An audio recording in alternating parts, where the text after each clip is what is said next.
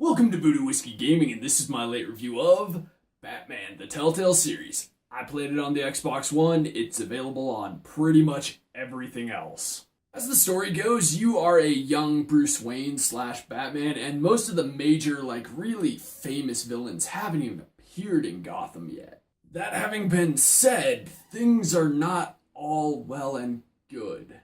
You as Bruce Wayne are trying to help Harvey Dent become mayor of Gotham, take down the old mayor who is clearly corrupt. But then as Batman, you're also trying to take down Falcone, the major mobster in the city. But then very quickly, your old friend Oswald Cobblepot jumps in and warns you that there's a revolution coming, and you may be in danger as Bruce Wayne. And then, well, shit gets crazy. In the Batman universe, we all already know that Harvey Dent becomes Two-Face. But the thing is, in this game, and this is a little bit of art design as well as story, they could have done a better character design for Harvey Dent because, holy crap, he just already looks like a villain.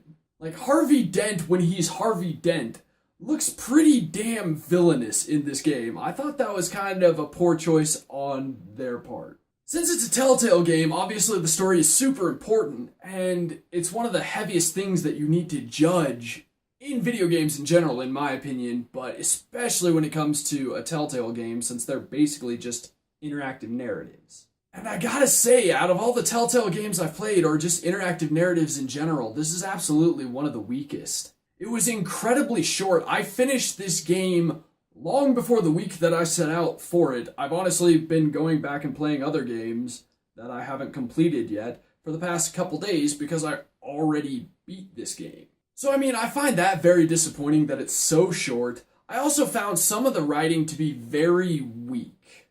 Obviously Telltale games tend to write you into a position where you only have a few options, but I felt like this game had some of the shittiest options.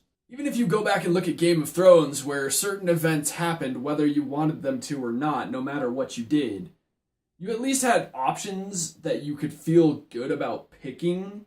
Whereas Batman, I'm like, well, I don't like any of those things to say. I don't like any of those action options. So that was really weak, and that was very disappointing for me. When it comes to the audio, I think it's very well done. I like the music. I like the sound effects. Admittedly, there are a few times where the sound effects are out of sync with what's going on in the game, but not so horribly that it really ruins it, but it is a little noticeable. Since it's such a story-driven game, obviously the voiceover work is key, and I think everyone did a pretty damn good job. You've got Troy Baker as Batman. He, of course, does an excellent job because, well, he's Troy Baker.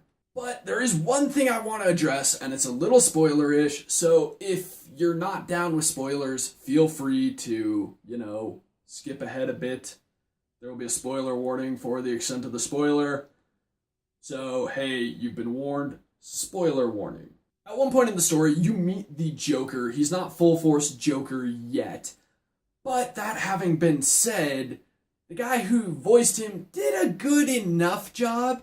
But if it was up to me, I would have asked Troy Baker to, pull double duty and do his frickin' Joker voice, because his Joker voice is excellent. Say what you will about Arkham Origins, but Troy Baker doing the Joker was fantastic. I would have absolutely been like, hey, Troy Baker, can you be Batman Bruce Wayne and the Joker? I'll pay you double. It would have absolutely been worth it, because he did such an excellent job. Not to say the guy who did the Joker did a horrible job. I've definitely heard worse impressions. But I just think if you have Troy Baker, why not use him for it? So that's the end of the spoilers and the end of this audio section. On to the gameplay mechanics and controls, I guess.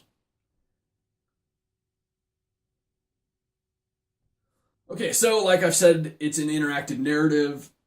Your gameplay is fairly limited to choosing options and basically quick time events to make things happen, as well as a bit of point-and-click adventure. And most of that works pretty well. I did find that a lot of the quick time events, maybe it was due to frame rate issues or just poor design on that. Maybe I was a bit slow. I found that I was missing some where I felt I definitely had them or just didn't even have enough time to react to them. You'd see it blink on the screen, you'd be like, oh, and it'd be gone already. You would have missed it.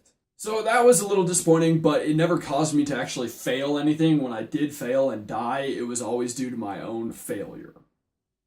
Man, I threw fail around a lot there. It's all about the story. It's more about the narrative than your interaction with it. You do help shape it, etc., but it's not so much about running around, leveling up, running around, killing bad guys, etc., etc. As for the controls, I think they're excellent. They work very well in this game. I didn't run into any issues of me like swiping left on the controller and it going right or some shit like that. Wow, I just mixed those directions up intensely. Point being, the controls worked very well for this game. Now when it comes to the graphics, they look like a Telltale game. It's a very cartoony comic book look. They've always had that look in their games, and I like it. I really enjoy it. I always have. I like that art style choice. I did find some of their character designs a little weird, but you know what? I got over them. I got into the story as much as I could, and overall, I liked the art design.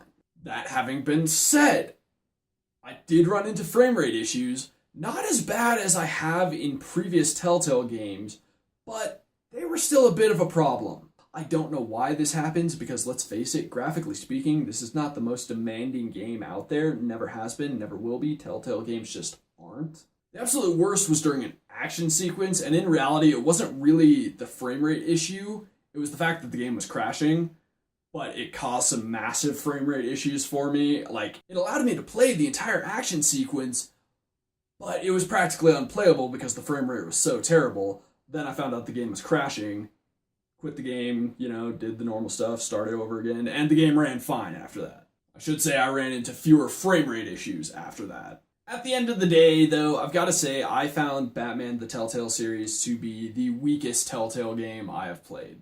I was disappointed. I'm not a huge Batman fan, but I do enjoy, the villains. I do enjoy the stories. I may not enjoy Batman's no-killing policy, but that doesn't mean I haven't enjoyed Batman stories in the past, and I've got to say this is a weak one, in my opinion. The fact that it's also a very short Telltale game doesn't help. So I've got to say, unless you're a real big Batman fan, and you just absolutely need a Batman fix, this game is worth skipping. Even if you are a huge Batman fan, I gotta say, there's better ways to get your fix than this story, so I say skip it. Okay, so in the comments below, why don't you tell me, what is your favorite Batman storyline? Mine is either Hush or Death of the Family. As always, thanks for watching, and if you enjoyed the video, please hit that like button, and if you like what I'm doing in general, share, subscribe. Have a good one.